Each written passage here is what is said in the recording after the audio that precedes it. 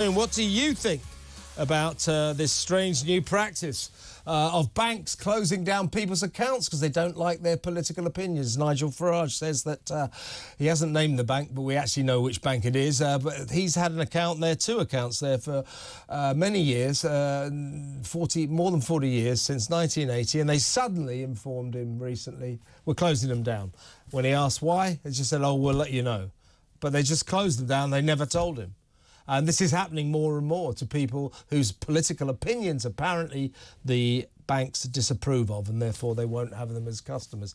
It can't be right, can it? It cannot be right, this. So what do you think? 0344 499 1000. Now, without further ado, let's go straight to my first guest, former Conservative MP Harvey Proctor. Good afternoon, Harvey. Good afternoon to you and also to your viewers. Thank you so much for joining us. We usually have you on as a guest due to the ordeal you suffered at the hands of the police, but you are a former Tory MP, and I thought I'd just get you on board to talk about politics for a change. So let's do it.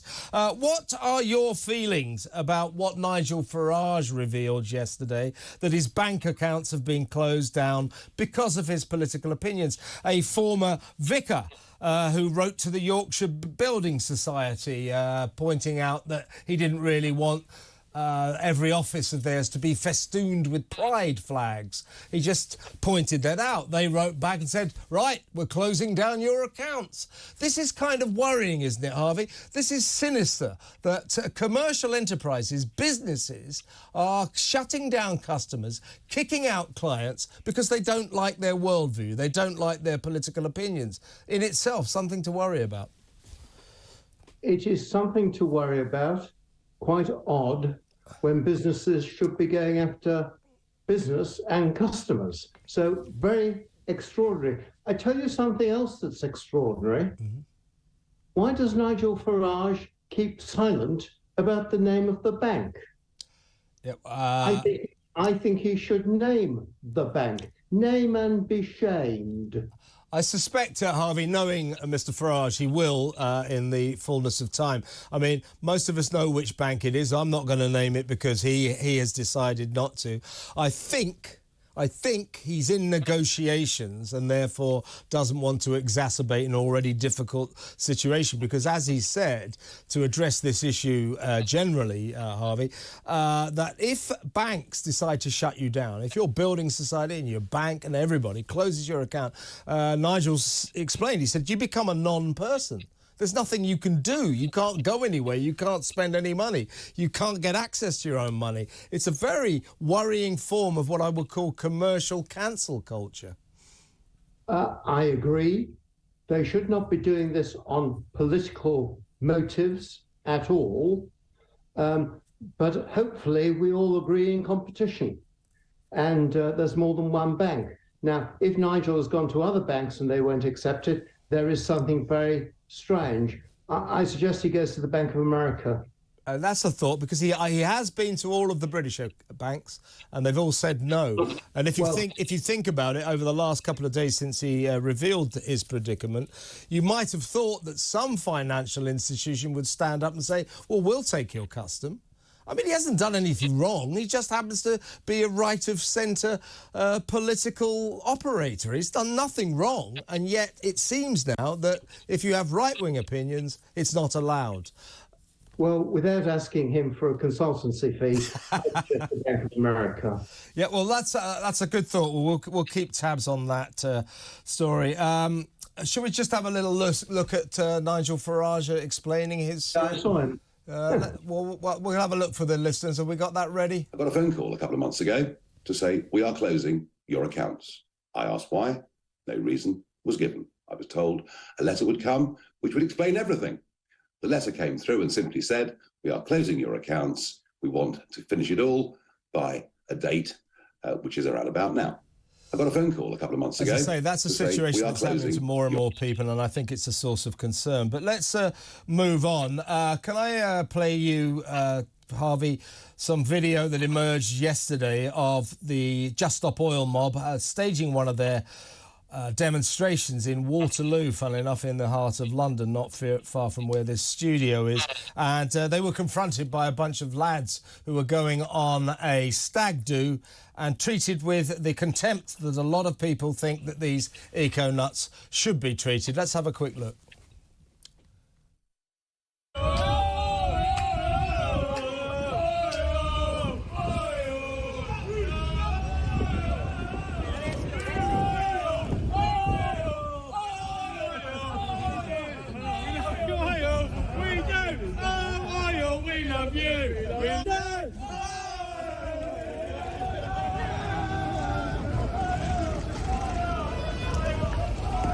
I mean, you know, I'm not necessarily sure we should condone such boisterous behaviour, but I think it does capture a certain mood across the nation at the moment, Harvey, about the way people are beginning to react to these people, these Just Stop Oil demonstrators, who seem to feel they have the right to disrupt everyone's day, stop people getting to work, stop people getting to hospital, stop people driving their kids to school, all of that, causing chaos because they believe that their cause is more important than anything else.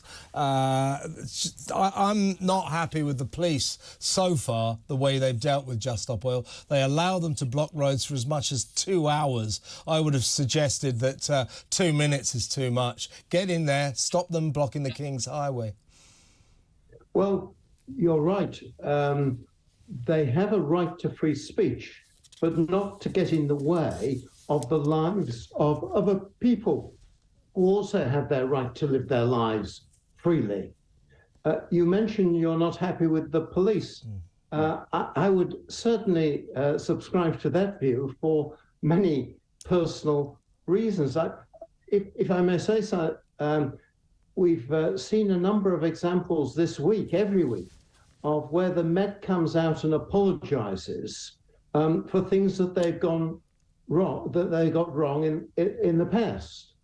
And where they seem to get things wrong in the past, it takes an age for police officers, quite often senior police officers, to be held to account.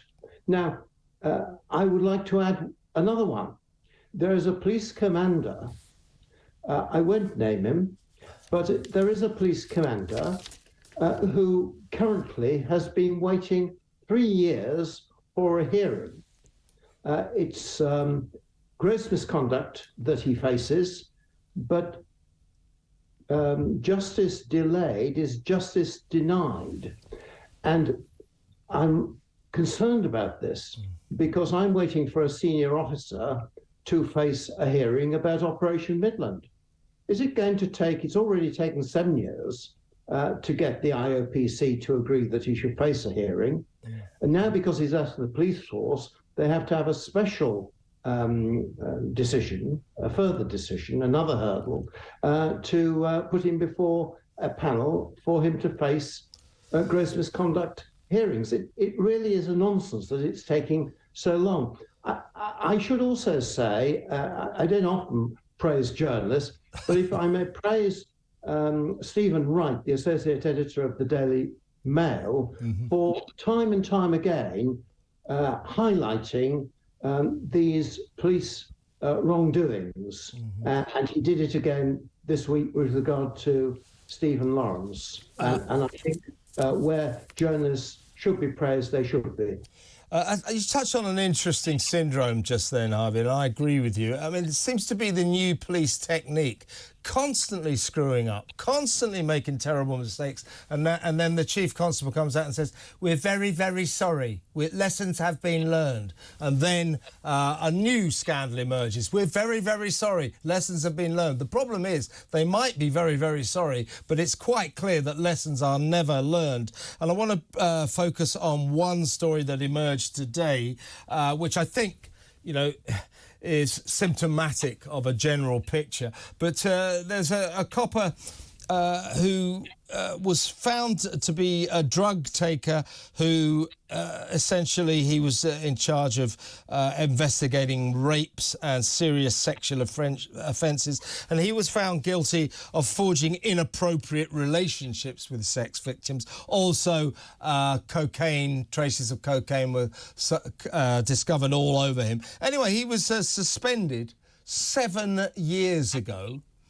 You're talking about the police dragging their heels in these kind of issues. 7 years ago, he finally got kicked out, having earned, while waiting, while never doing a stroke of work for 7 days, he earned £400,000 during that time. And now he's been thrown out of the police force for inappropriate sexual relationships with sex victims and for the use of cocaine, and yet he will not face any criminal prosecution. What is this about? This is just strange, isn't it? This is what I was referring to by the great journalist Stephen Wright. And it is quite monstrous that senior police officers are not facing justice quickly. It seems a technique by them, by their lawyers, by their union representatives, and by the Metropolitan Police in particular, to try and stretch it out as long as possible, usually on full pay at the taxpayer's expense, and seemingly to try to get towards pension retirement age so that they get a full pension. The commander that I was talking about earlier, he too is on full salary and has been for 3 years.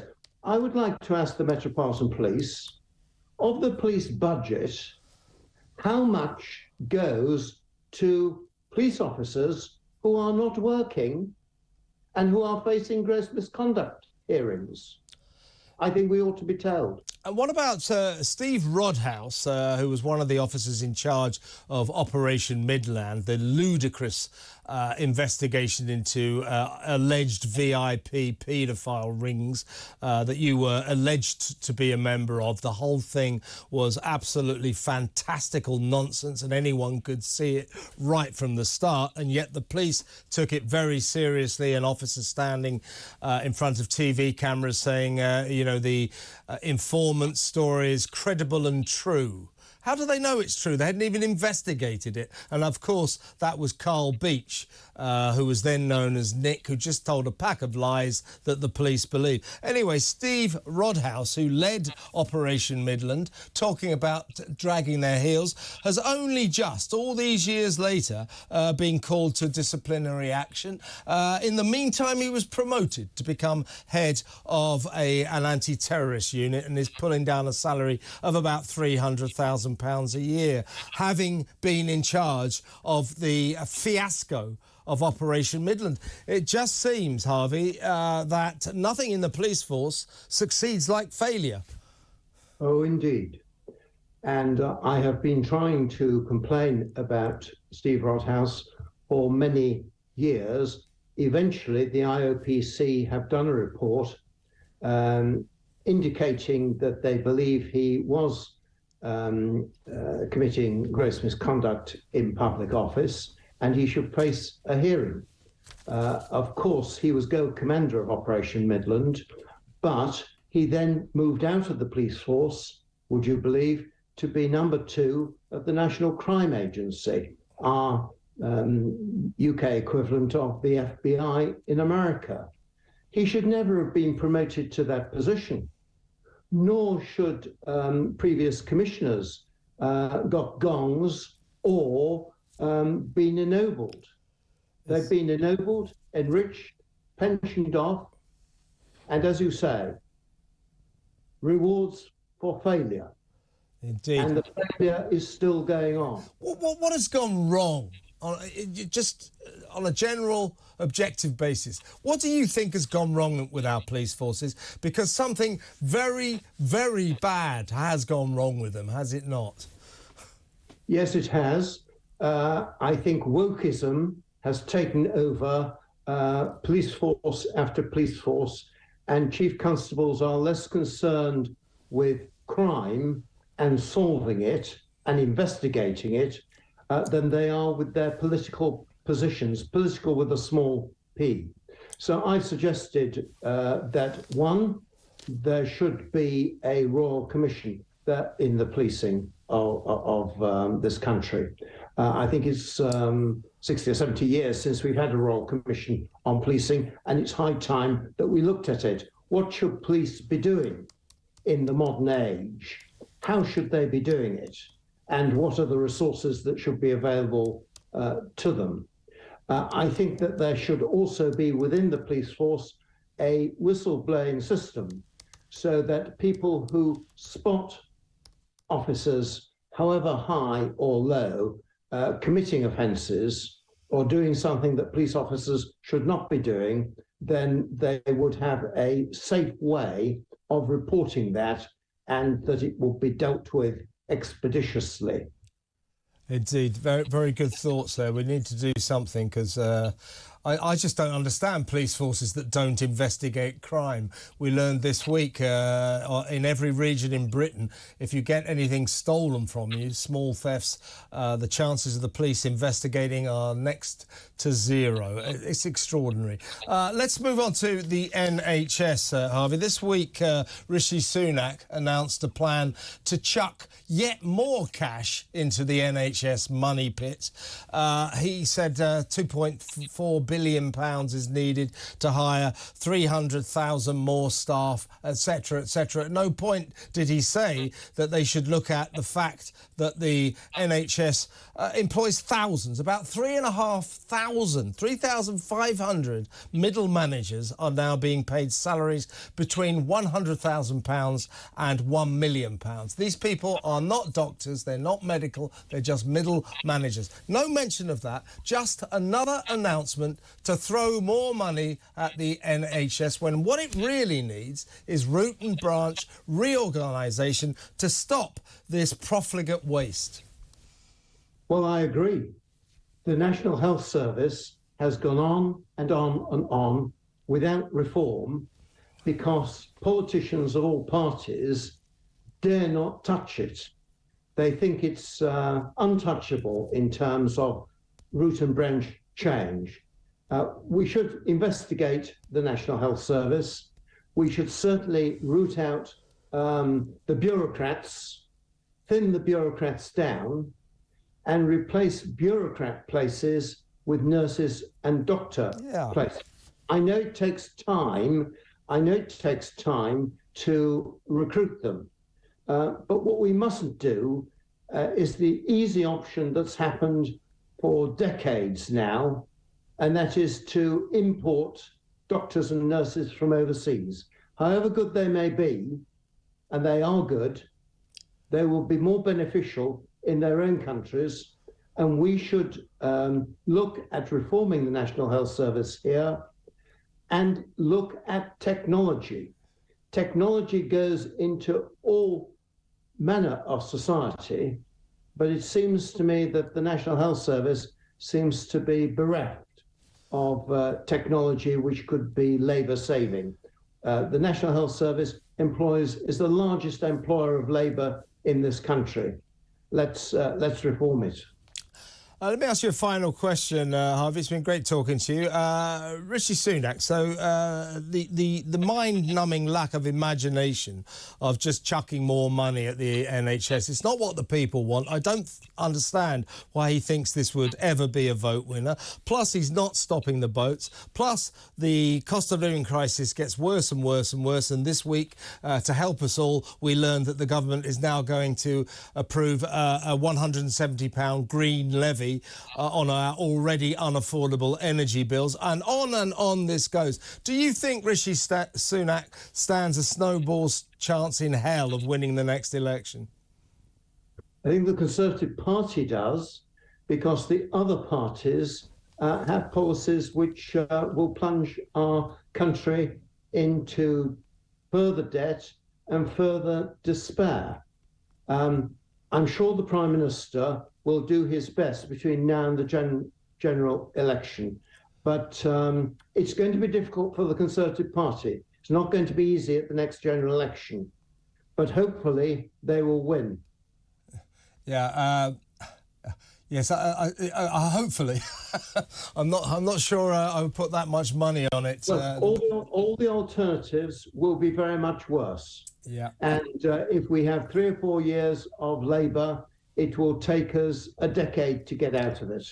It's a very grim prospect. Harvey, really good to talk to you. Let's do this again soon. Thank you so much for your time. That's Harvey Proctor, former Conservative MP, on the state of the nation, politics and the NHS. Get your calls coming in. I mean, 2.4 billion quid. That's Richie's solution to the NHS crisis. Chuck more money at it.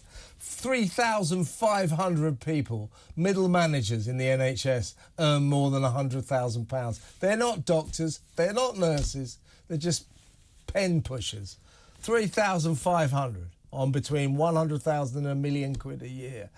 Shouldn't he be looking at that instead of just going, here, have some more money? It's all they ever do. What do you think?